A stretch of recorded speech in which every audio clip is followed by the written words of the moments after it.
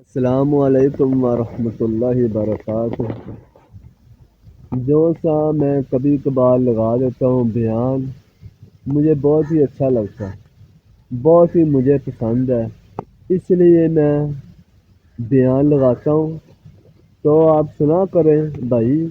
بہت ہی خوبصورت بیان ہوتا ہے، یہ سمجھنے والا ہے، آپ سمجھیں گے یہ بھائی، آپ بیان سنا کریں، بہت ہی فائدے مند ہے، آپ سنیں میں فائدہ ہوگا آپ کو۔ باقی چیزیں آپ دیکھ لیتے، بیان بھی آپ سنا کریں بھائی، اس کا بھی بہت فائدہ ہے، اسی لیے میں بیان لگاتا ہوں آپ کے بھائیوں کے لیے، آپ دیکھا کریں بھائی، آپ سنیں بیان، ماشاءاللہ بہت ہی خوبصورت۔ ہمارے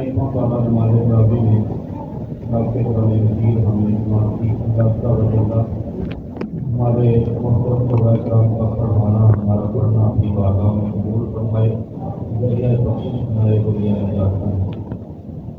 سارے کا آغاز ہوتا ہے لوط علیہ السلام کی قوم کو سزا دینے کے لیے جو فرشتے آئے تھے۔ ابراہیم علیہ السلام ان سے بات چیت کر رہے تھے، پوچھتے ہیں کیوں آئے ہیں آپ؟ قال فما خطبكم أيها المرسلون، کہتے ہوئے فرشتوں آپ کا مقصد کیا ہے؟ کہنے لگے ہم ایک مجرم قوم کی طرف آئے ہیں تاکہ ہم ان پر پتھروں کی بارش برسائیں جن پر نشان لگے ہوں، حق سے تجاوز کرنے والے لوگوں کی یہی سزا ہے۔ اس بارے کے شروع میں اجمالی طور پر ان قوموں کا ذکر اللہ عز و جل نے فرمایا جن پر اللہ قدیم کا عذاب آیا۔ قوم موسیٰ کا بھی ذکر ہے، قوم ثمود کا بھی ذکر ہے، قوم نوح کا بھی ذکر ہے۔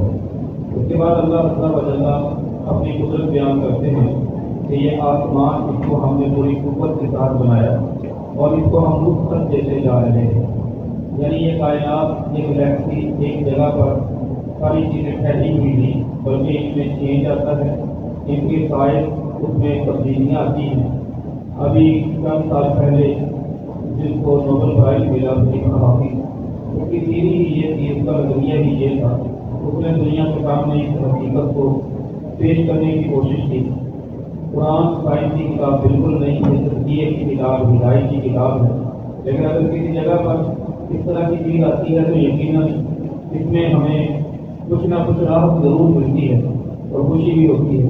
اس کے بعد اللہ عز و جل نے ساری قوموں کا ذکر کر کے اپنی طاقت کا ذکر کر کے دو چیزیں جو حکم کے طور پر کی وہ بڑی سمجھنے والی ہیں۔ پہلی بات، اللہ عز و جل نے ہمیں ہماری تخلیق کا مقصد واضح کیا۔ اللہ کہتے ہیں وما خلقت الجن والانس الا لیعبدون، کائنات میں کروڑوں مخلوقات ہیں، لیکن کہا کہ جن اور انسان کو صرف اس لیے پیدا کیا کہ وہ میری عبادت کرے، وہ میری بندگی کرے۔ اگلی جو آیت ہے نا، یہ آیت بڑی ہی قابل غور ہے۔ اللہ کہتے ہیں ماں اريد منهم، ان جنوں اور انسانوں سے میرا ارادہ، میرا مطالبہ یہ نہیں من رزق کہ یہ روزی کما کے مجھے دے، وما اريد ان يطعمون، نہ ہی میں ان سے ارادہ کرتا ہوں کہ یہ مجھے کھانا کھلائیں۔ ان اللہ هو الرزاق ذو القوة المتین۔ اب انسان کے اگر آپ دیکھیں تو گناہوں کی بڑی وجہ تین چیزیں ہوتی ہیں۔ انسان اپنے رب کو چھوڑ کر، اللہ کی بندگی کو چھوڑتا ہے تو تین چیزوں کے پیچھے عام طور پر وہ اللہ سے دور جاتا ہے۔ نمبر ایک، اپنی اولاد، اپنے بیٹوں کے لیے۔ نمبر دو، مال بڑھانے کے لیے، مال کمانے کے لیے۔ نمبر تین، اقتدار کے لیے۔ تینوں چیزوں کے بارے میں قرآن مجید، فرقان حمید نے یہ کہا۔ اللہ کہتے ہیں یوم لا ينفع مال ولا بنون، اس دن نہ تو مال کام آئے گا اور نہ ہی بیٹے کام آئیں گے۔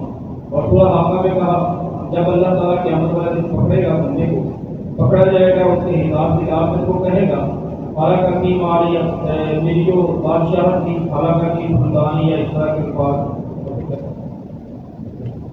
تو میری بادشاہت، میرا اقتدار وہ مجھ سے ختم ہو گیا ہے، وہ مجھ سے چھن گیا ہے، اس نے مجھے کوئی فائدہ نہیں دیا۔ تو یہ تینوں چیزیں جن میں انسان اپنے رب کو چھوڑ کر، بندگی کو چھوڑ کر نکلتا ہے، ان تینوں چیزوں کی یہ کیفیت ہے کہ قیامت والے دن ان پہ وہ حسرت کر رہا ہوگا، افسوس کر رہا ہوگا۔ اگلا جملہ اللہ تعالیٰ جل کہتے ہیں، یہ جملہ جتنی اس میں خوبصورتی ہے، عربی گرامر سے اگر آپ واقف ہو تو جتنی تاکید اس جملے کے اندر ہے قرآن مجید کے چند مقامات میں سے ہوگی۔ ان اللہ هو الرزاق ذو القوة المتین۔ انا ہے یہ بھی تاکید کے لیے آتا ہے، انا کے بعد جو لفظ اللہ معرفہ بن کے اسم آیا ہے یہ بھی تاکید ادا کرتا ہے۔ پھر ہوا ضمیر آ گئی، اس سے اور تاکید پیدا ہوتی ہے۔ الرزاق مبالغے کا صیغہ ہے، اس میں اور تاکید پیدا ہوتی ہے۔ اتنی تاکیدیں اکٹھی کر کے اللہ نے ہمیں بتایا کہ پیغام کیا دیا کہ بے شک اللہ ہی کی وہ ذات ہے جو تمہیں رزق دینے والی ہے۔ رزق ہماری کوشش، ہماری ایفرٹ، ہمارا کھپنا، ہماری محنت مزدوری کرنا، ہماری جاب کرنا، رزق ان کی وجہ سے نہیں آتا ہے۔ رزق آتا ہے تو اللہ عز و جل کی رحمت کی وجہ سے، اللہ عز و جل کے، لیکن انسان سب سے زیادہ جو کمیاں کوتاہیاں ہوتی ہیں، جو اللہ تعالیٰ سے دوری ہوتی ہے، وہ رزق کی وجہ سے۔ تین حدیثیں بڑی سمجھنے والی ہیں۔ جو کمائی کے پیچھے، جو رزق کے پیچھے انسان اپنے رب کے دین کی خلاف ورزی کر جاتا ہے، بندگی سے دور نکل جاتا ہے، نمازوں سے دور نکل جاتا ہے۔ تین حدیث۔ پہلی حدیث نبی کریم صلی اللہ علیہ وآلہ وسلم نے فرمایا، یہ حدیث صحیح الجامع میں 5240 نمبر پر آتی ہے۔ آپ نے فرمایا کہ یاد رکھنا، ان کا رزق جو ہے، جو آپ کے مقدر کا لکھا ہوا ہے، اگر انسان اس سے اگر اس سے انسان فرار ہو جائے، بھاگ جائے، جس طرح کما من الموت، جس طرح انسان اپنی موت سے بچنے کے لیے دور چلا جاتا ہے۔ فرمایا لا یدرکہ رزق پھر بھی جا کر اس کو تلاش کر لے گا جس کے مقدر میں اللہ نے اسے لکھا ہو۔ کما یدرکہ الموت، جس طرح انسان موت سے بھاگتا ہے، پھر بھی موت اس بندے کو تلاش کر لیتی ہے۔ دوسری حدیث، رسول اللہ صلی اللہ علیہ وآلہ وسلم کا فرمان ہے، صحیح ابن حبان میں 3240 نمبر پر یہ حدیث آتی ہے۔ فرمایا لا تستبقوا الرزق، رزق کو جلدی حاصل کرنے کے لیے کبھی اپنے آپ کو پریشانی میں نہ ڈالو، کبھی اپنے آپ کو مشقت میں نہ ڈالو، کبھی اپنے آپ کو جوخوں میں نہ ڈالو، دکھ میں نہ ڈالو۔ اس ساتھ ہی رسول اللہ صلی اللہ علیہ وآلہ وسلم نے فرمایا لا یحملنکم، کبھی بھی یہ نہیں ہونا چاہیے کہ تمہارے دل میں یہ شوق پیدا ہو جائے کہ ہم نے استبقاء رزق کو جلدی اپنے پاس لے کے آنا ہے، کھینچ کے لے کے آنا ہے، اپنے کنٹرول میں کرنا ہے، کبھی بھی یہ نہ ہو۔ اور ایسا کرتے کرتے ان تطلبوہ بالمعاصی، کہیں یہ نہ ہو کہ تم اللہ تعالیٰ کے گناہ کرنے لگ جاؤ، نافرمانیاں کرنے لگ جاؤ۔ پھر فرمایا کہ یاد رکھنا، اللہ تعالیٰ نے جو آپ کے مقدر میں چیزیں لکھی ہوئی ہیں نا، کبھی بھی آپ ان کو الا بطاعت اللہ کی اطاعت کیے بغیر حاصل نہیں کر سکتے، پا نہیں سکتے۔ تیسری حدیث، رسول اللہ صلی اللہ علیہ وآلہ وسلم کا فرمان ہے، بعض محدثین کے نزدیک سند میں کچھ کمزوری ہے، لیکن یہ انشاءاللہ حسن سند کی یہ حدیث ہے۔ آپ نے فرمایا ان العبد لیؤمر رزق، آدمی کے مقدر میں اللہ نے رزق لکھا ہوتا ہے، کوئی فائدہ لکھا ہوتا ہے، مالی فائدہ ہوتا ہے، لیکن وہ آدمی اس مالی فائدے سے محروم رہ جاتا ہے۔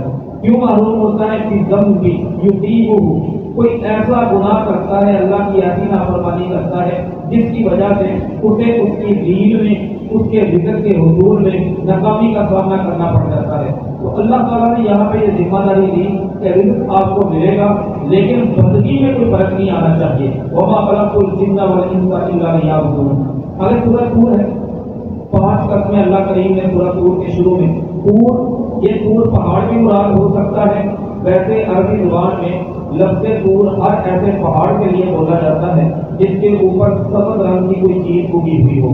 ایسے پہاڑوں کی قسم، لکھی ہوئی تمام کتابوں کی قسم، یہ 5 قسمیں کھانے کے بعد اللہ عز و جل نے جو قسم کے بعد جملہ کہا، وہ جملہ ہے کہ آپ کے رب کا عذاب وہ واقع ہونے والا ہے، ان عذاب ربک لواقع ما له من دافع۔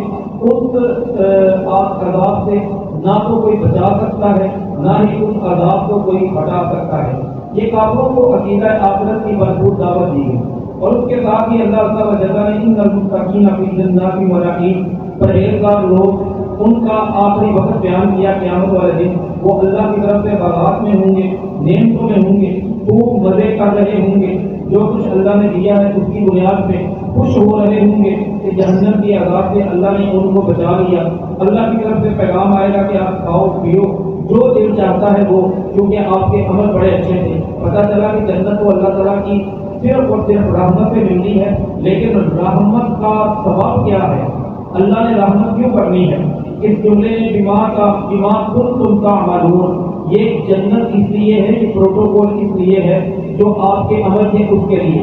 اللہ کہتے ہیں یہ تختوں پہ بیٹھے ہوں گے، تخت تک یہ دونوں ترجمے کرتے ہیں یہاں پہ مخفوفہ، وہ کتاروں میں لگے ہوں گے، ان کی شادیاں حور عین کے ساتھ کی جائیں گی۔ یہ کسی مخلوق کا نام نہیں، حور عین ہم سمجھتے ہیں جنت میں کوئی خواتین ہے، یہ ان کا نام، یہ ایڈجیکٹو مطلب یہ صفت ہے، اس میں صفت ہے۔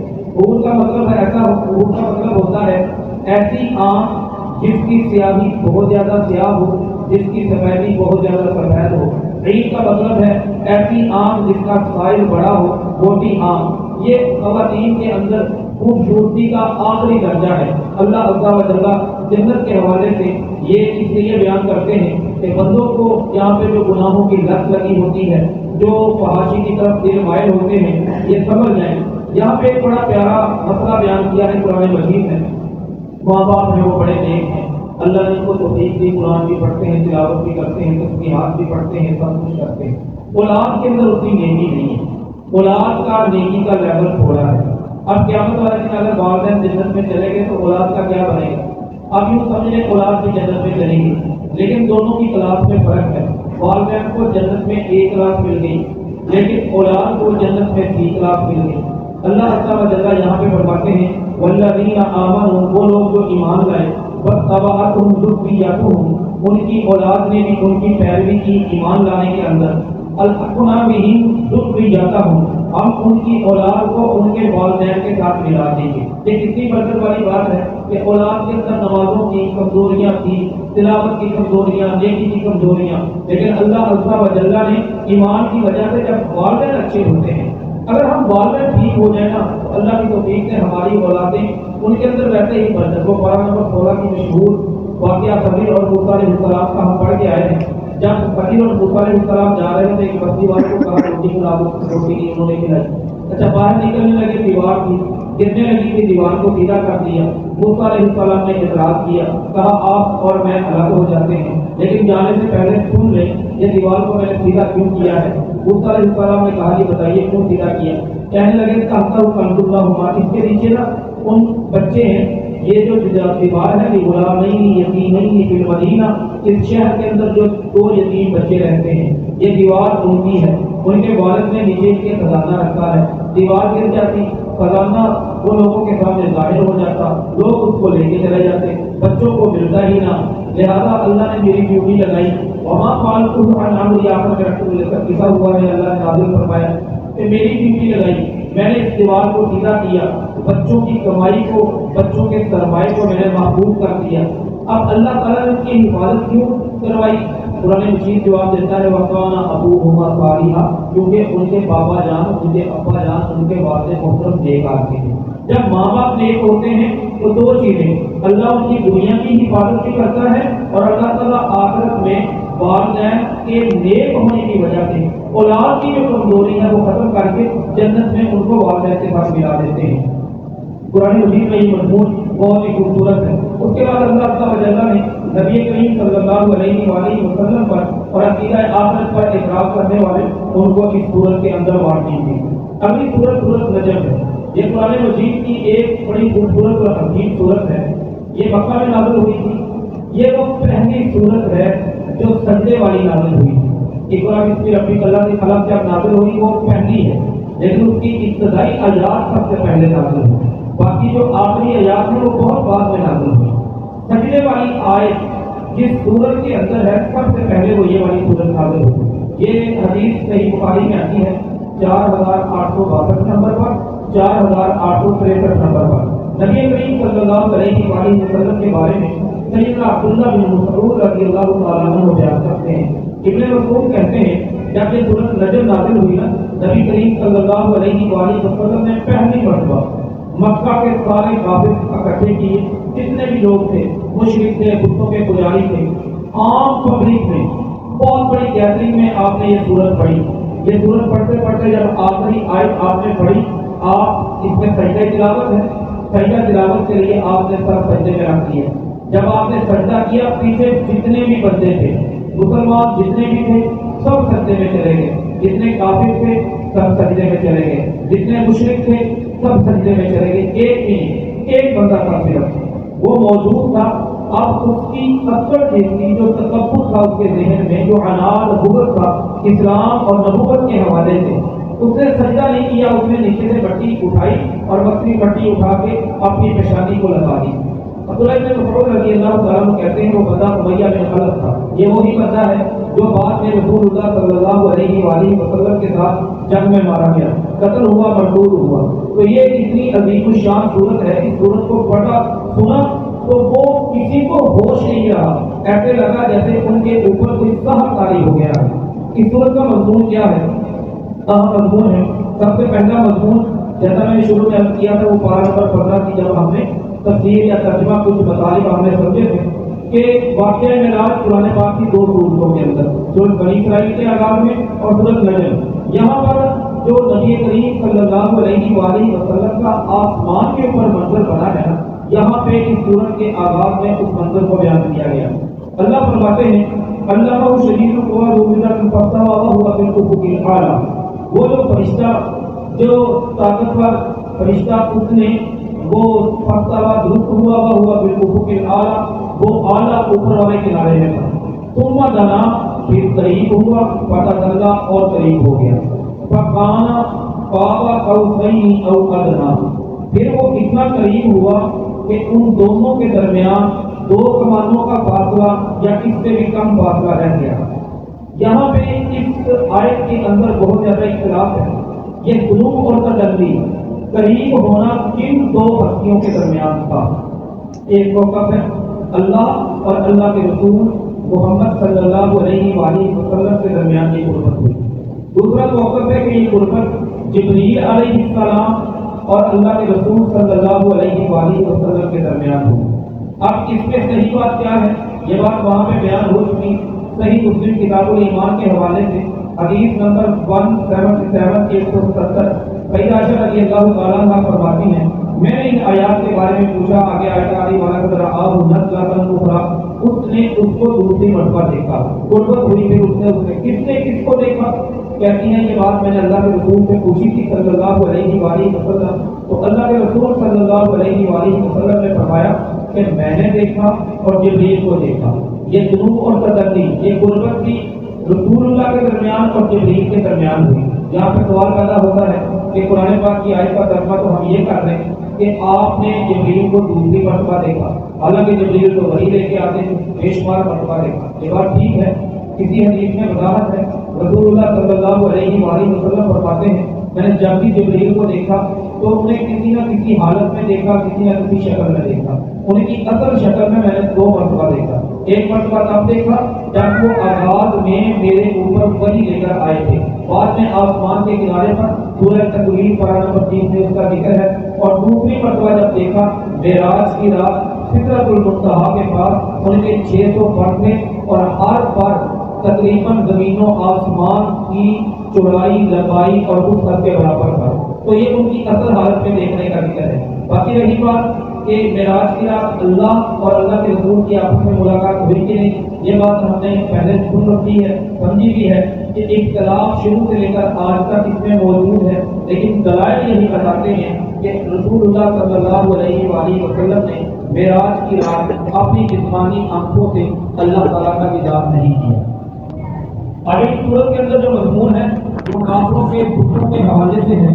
3 بڑے بت تھے کافروں کے۔ لات، یہ بت طائف کے علاقے میں تھا، بنو ثقیف کے لوگ اس کو اپنا معبود، اپنا رب مانتے تھے۔ عزا، یہ وادی نخلا میں تھا، قریش کے لوگ اس کو اپنا سب سے بڑا معبود مانتے تھے۔ منات، یہ تیسرا بت تھا۔ اللہ عز و جل نے ان کے بارے میں یہاں پہ ذکر کیا، افرأیتم، تمہاری کیا رائے ہے لات اور عزا کے بارے میں، منات کے بارے میں۔ یہ مکہ کے کافروں کی ایک سائیکی تھی، ایک سوچ تھی۔ وہ کہتے ہیں یہ تینوں بت ہے نا، یہ اللہ تعالیٰ کی بیٹیاں ہیں۔ یہ ان کا موقف تھا، وہ یہ نہیں کہتے تھے کہ یہ سیدھے ہی اللہ کے برابر ہے، وہ کہتے ہیں اصل رب تو وہی ہے، یہ تینوں بت اللہ کی بیٹیاں ہیں۔ ایک تو اللہ تعالیٰ نے ان کا رد کیا، اللہ کو مذکر والا حکم تھا، اچھا تمہیں تو بیٹوں سے محبت اور بیٹے چاہیے، اللہ کی بات آئے تو اللہ کی بیٹیاں بناتے ہو، یہ تو بڑی تیزی اور ظالمانہ تقسیم ہے۔ یہ صرف اور صرف نام ہے، ان معبودوں کی کوئی حقیقت نہیں، لوگ تم نے نام رکھے ہوئے ہیں۔ اور اللہ عز و جل نے ما انزل اللہ بہا من سلطان، اس کی کوئی دلیل نازل نہیں فرمایا۔ نبی کریم صلی اللہ علیہ وآلہ وسلم نے جب مکہ فتح کیا تو ان سارے بتوں کو تباہ کر دیا، بلکہ امام ابن ہشام نے اپنی سیرت میں لکھا خالد بن ولید رضی اللہ تعالیٰ عنہ نبی کریم صلی اللہ علیہ وآلہ وسلم نے مکہ فتح کرنے کے چند دن بعد خالد کو کہا خالد آپ جاؤ وادی نخلا میں جاؤ، خود کا بت کو گرا کے آنا۔ خالد بن ولید رضی اللہ تعالیٰ عنہ تقریباً 9 بندے اپنے ساتھ لیے وادی نخلا میں چلے گئے، اس کا بت کو انہوں نے اپنے طور پہ گرایا، اس کا جو بابر بنا تھا وہ بھی انہوں نے توڑا، واپس آئے تو رسول اللہ صلی اللہ علیہ وآلہ وسلم نے فرمایا الرأیت ھناک شیئا، عقیدہ سمجھے کہ عقیدہ کیا ہے؟ آپ نے پوچھا کوئی چیز انوکھی چیز دیکھی ہو؟ نہیں، اللہ کے حضور میں نے کوئی چیز نہیں دیکھی۔ فرمایا خالد لم تحدثھا، آپ خود کا خود کو تباہ کرتے نہیں آئے، جاؤ دوبارہ جاؤ۔ خالد بن ولید رضی اللہ تعالیٰ کو دوبارہ گئے، بڑے غصے سے خود کا خود کو پکڑا، فجعل الصائم یصیح، اس کا جو پہلے دار نگہبان تھا وہاں پہ چیخنا اس نے شروع کر دیا، اس نے شور ڈالنا شروع کر دیا، کچھ نہ کرنا خالد، کچھ نہ کرنا، یہ اس کا بہت بڑا خطرناک ہے، یہ تمہیں تباہ کر دے گا، تمہیں برباد کر دے گا۔ خالد بن ولید رضی اللہ تعالیٰ عنہ اللہ کی تلواروں میں سے تلوار آگے بڑھے، ایک عورت امرأۃ عریانۃ بے لباس ناشیدۃ الراس، سر کے بال بکھرے ہوئے، پاؤں اس کی عجیب و غریب، وہ چیخی جا رہی، وہ روئی جا رہی، وہ مدعا مجھ سے نکل کے آئی۔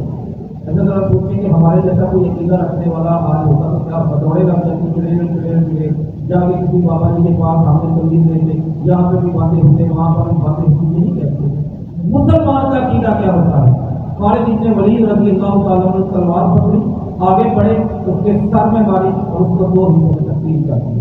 واپس آئے، اللہ کے رسول صلی اللہ علیہ وآلہ وسلم کو رپورٹ کیا، آپ نے فرمایا اب آپ اپنی ذمہ داری اور اپنا ٹاسک مکمل کر کے آئے۔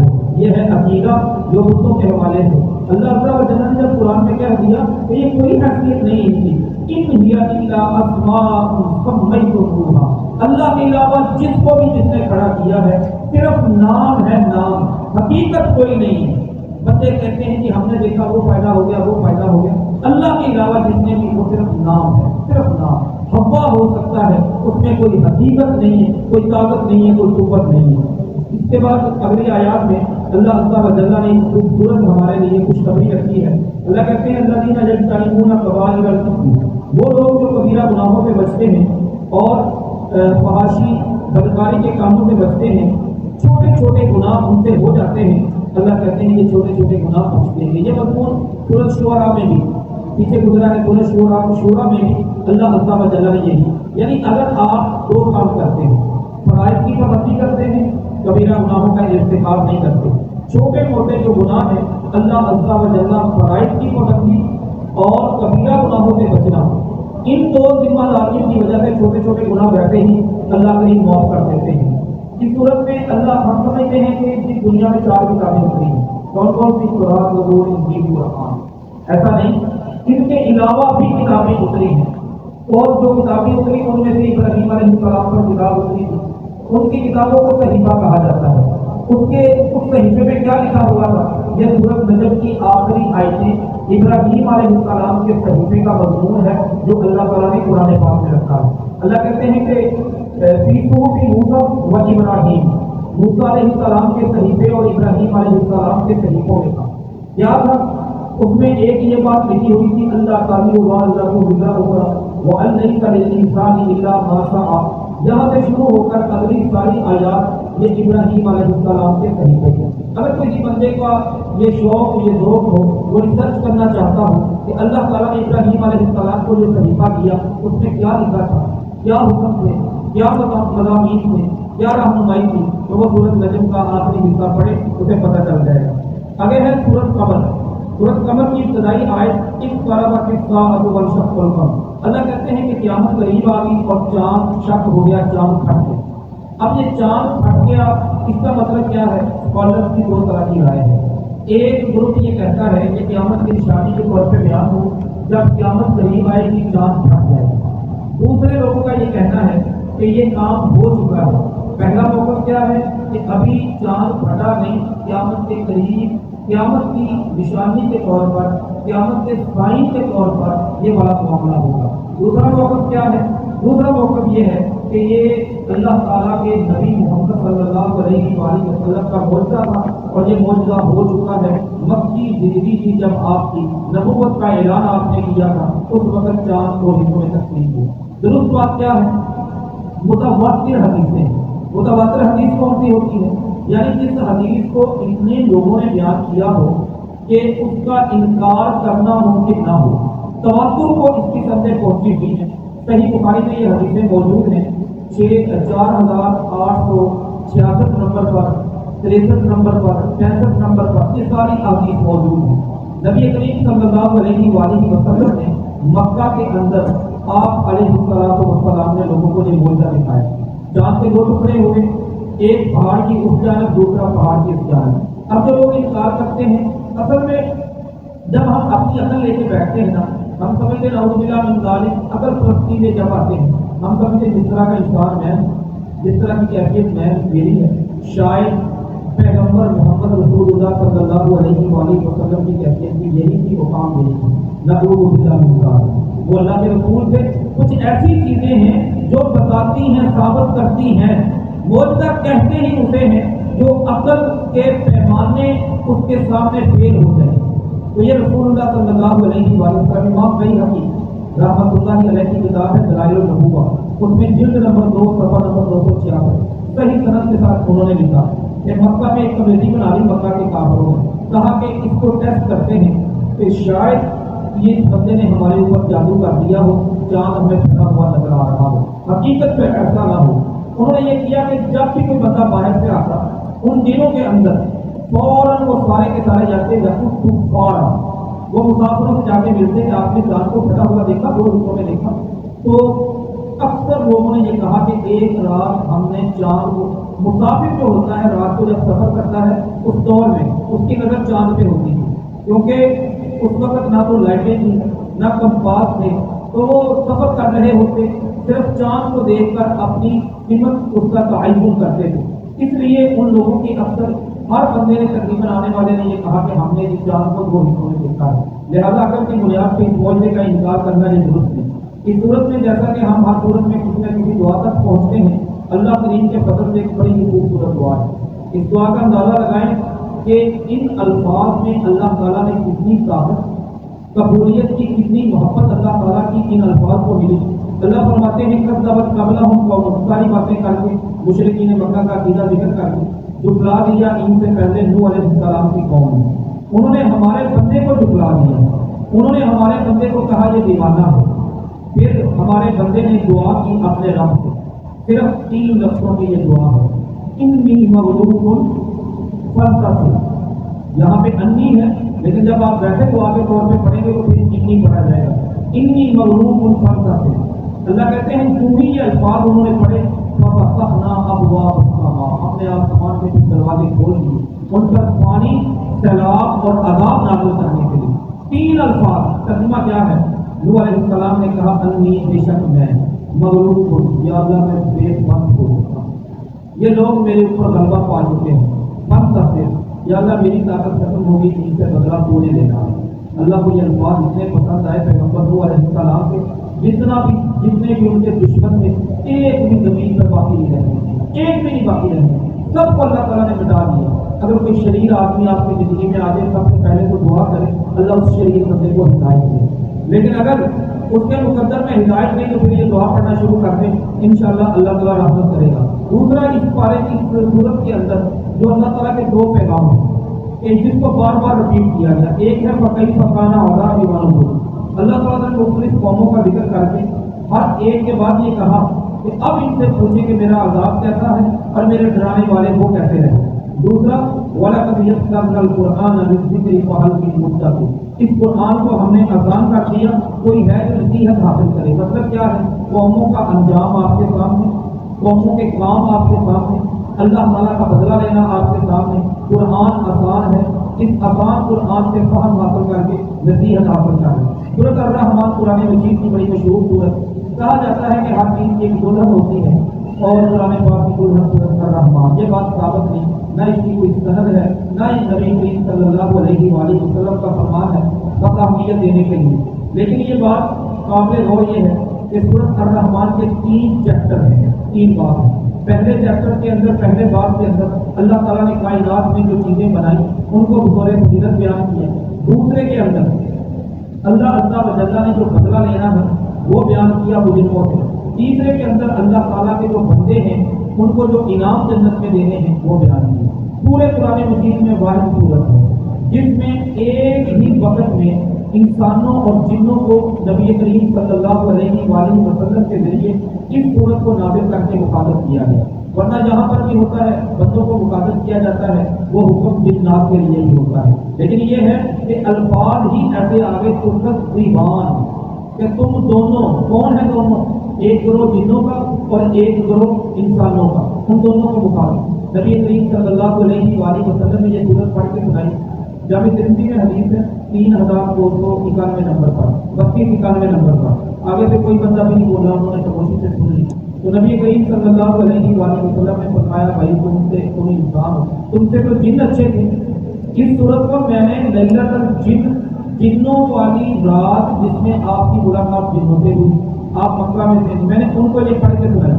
جب میں نے ان کو یہ پڑھ کے سنائی نا رسول اللہ صلی اللہ علیہ وآلہ وسلم تو ہر جن نے کہا جب بھی میں فَبِأَيِّ آلَاءِ رَبِّكُمَا تُكَذِّبَانِ یہ والی آیت پڑھتا تو جن فوراً کہتے کہ اللہ کے رسول صلی اللہ علیہ وآلہ وسلم مَا بِشَيْءٍ مِّن نِّعَمِهِ نُكَذِّبُ رَبَّنَا یا مَا بِشَيْءٍ مِّن نِّعَمِهِ رَبَّنَا نُكَذِّبُ، اے اللہ ہم تیری نعمتوں میں سے کسی بھی چیز کا انکار نہیں کرتے. تو فَبِأَيِّ آلَاءِ رَبِّكُمَا تُكَذِّبَانِ کا مطلب آپ اپنے رب کی کس کس نعمت کو جھٹلاؤ گے، انکار کرو گے. تو جن آگے سے یہ کہتے ہم اپنے اللہ کی کسی بھی نعمت کا انکار نہیں کریں گے. پتہ چلا اگر یہ صورت پڑھی جائے تو اس طرح کے جواب دیا جا سکتا ہے. لیکن امام صاحب نماز میں ہوں، آپ پیچھے کھڑے ہوں تو پھر یہ جواب دینا درست نہیں، کیونکہ پھر حکم ہے پوری القرآن فَاسْتَمِعُوا لَهُ وَأَنصِتُوا لَعَلَّكُمْ تُرْحَمُونَ. پھر خاموشی سے سننا ہے، پھر ہم اپنے آیات کے جواب نہیں دیے جا سکتے. اگلی اور یہ آخری چیزیں ہیں سورت واقعہ. سورت واقعہ کے بارے میں ایک بڑا مشہور قصہ چلتا ہے. عثمان رضی اللہ تعالیٰ عنہ آئے نبی کریم صلی اللہ علیہ وآلہ وسلم کے زمان میں عبداللہ بن مسعود کو ملے. بیٹیاں ہی بیٹیاں تھیں، تعداد بھی کافی تھی. انہیں لگا کہ یہ صحابی بڑے غریب ہیں، کہنے لگے یہ گندم وغیرہ یہ چیزیں لے لیں، آپ اپنی بیٹیوں کو کھلا دیا کریں، ان کے لیے رکھ لیں. عبداللہ بن مسعود رضی اللہ تعالیٰ عنہ نے کہا آپ اپنا سامان اٹھائیں اور اپنے گھر کے لیے، مجھے ضرورت نہیں آپ سے سامان کی. تو بھائی آپ کو ضرورت کیوں نہیں؟ انہوں نے کہا کہ مجھے اللہ کے رسول صلی اللہ علیہ وآلہ وسلم نے کہا من قرأ سورۃ الواقعہ کی لیلہ، جو بندہ رات کے وقت سورۃ الواقعہ پڑھتا ہے لم تصبہ الفاقہ، اس کے گھر میں کبھی فاقہ نہیں ہوگا. ہمارے یہاں بھی بڑا چلتا ہے سورۃ الواقعہ پڑھو فاقہ نہیں ہوگا، کیوں کرایا جاتا ہے، اخبار میں کیا لکھا ہوتا ہے. ہمارے جیسے جو مذہبی لوگ ہیں وہ بتا رہے ہوتے ہیں. کیا یہ ثابت ہے؟ کسی چیز کا بیان ہو جانا ایک الگ روح ہے، اس سے مراد قرآن مجید ہے، اس سے مراد لوح محفوظ ہے. المطہرون سے مراد فرشتے ہیں. یعنی آیت کا مطلب یہ ہے کہ لوح محفوظ کو چھونے والے، اس کے پاس جانے والے وہ لوگ ہیں جو بہت ہی پاک ہیں، مراد فرشتے. اب قرآن پاک کا مسئلہ اس میں بیان نہیں ہوا، اس آیت سے نہیں نکل سکتا. تو پھر مسئلہ کیا ہے؟ ادب یہی ہے کہ یہ اللہ کا کلام ہے. آپ باوضو ہو کر پاک کپڑے پہن کر لباس اچھا بدن پاک صاف کر کے کسی کو ہاتھ میں اٹھائیں پکڑیں. لیکن شریعت کے اندر، دین کے اندر کوئی ایسی دلیل نہیں جو فرض کرتی ہو کہ صرف وہی بندہ اس کو چھو سکتا ہے جس نے وضو کیا ہو. ایک روایت پیش کی جاتی ہے، اس کی طرف میں کمزوری ہے، لیکن ایک روایت ایسی ملتی ہے جس سے پتہ چلتا ہے صحیح مسلم کی 296 نمبر پر آتی ماریہ شرف اللہ تعالیٰ اپنے مخصوص ایام میں محفوظ آئے ہوئے تھے، ان کے قریب جاتے تھے. اس حالت میں عورت پاک نہیں ہوتی. آپ اللہ کے رسول نے کہا عائشہ مجھے مصلح دو. کہنے لگی کہ میری حالت آپ کو پتا میں اپنے ایام میں مخصوصہ نہیں. نبی کریم صلی اللہ علیہ وآلہ وسلم نے فرمایا انا حیدہ تک نہیں سکتی، یعنی تیرا حید تیرے ہاتھ میں نہیں، یعنی ہاتھ کے ساتھ مصلح بنا سکتی ہے، ہاتھ لگانے سے مصلح نجس نہیں ہوگا. تو اس سے یہ پتہ چل گیا قانون کے انسان کی جو ناپاکی ہے وہ اس کے ہاتھوں میں نہیں ہوتی، لہٰذا ان ہاتھوں کے ساتھ قرآن کو چھوا جا سکتا ہے. آخری سورت اس بارے کی سورہ حدید، 5 صورتیں جن کو مصباحات کہا جاتا ہے، جو صباح یصبح سے شروع ہوتی ہیں. یہ سورت کی جو دوسری آیت ہے یہ بڑی کمال کی آیت ہے، دوسری اور تیسری. اس میں اللہ عز و جل کی صفات ہے. ایسی ہی ایک دعا نبی کریم صلی اللہ علیہ وآلہ وسلم اسپیشل اپنی بیٹی فاطمہ کو بتائی تھی رضی اللہ تعالیٰ عنہا. وہ دعا میں انشاءاللہ اندر کبھی آپ کو کر دوں گا. بڑی خوبصورت لمبی دعا ہے، طویل ہے. اس سورت کا نام حدید ہے. حدید لوہے کو کہتے ہیں. اس میں آخری آیت ہے انزلنا الحدید، آخری صفحے پر وہ آیت ہے. اللہ کہتے ہیں ہم نے لوہا نازل کیا. اچھا لوہا بھی نازل کیا گیا. مفسرین کا یہ کہنا ہے کہ قرآن تو آیا لوگوں کا تزکیہ کرنے کے لیے، آگے جو قرآن کا انکار کریں گے ان کو کیسے سیدھا کرنا ہے. پھر لوہے کے ہتھیار دین کو غالب کرنے کے لیے لوہے کے ساتھ ایسی چیزیں جو جہاد فی سبیل اللہ میں کام آتی ہیں. اس لیے اللہ تعالیٰ نے لوہے کو بطور خاص کہا کہ ہم نے لوہے کو اتارا، حالانکہ زمین سے نکلتا ہے. یعنی اللہ عز و جل کی یہ قدرت ہے. جو کچھ سنا ہے اللہ کے لیے اس پر عمل کرنا ہمیں توفیق عطا فرمائے اور ہمارے یہاں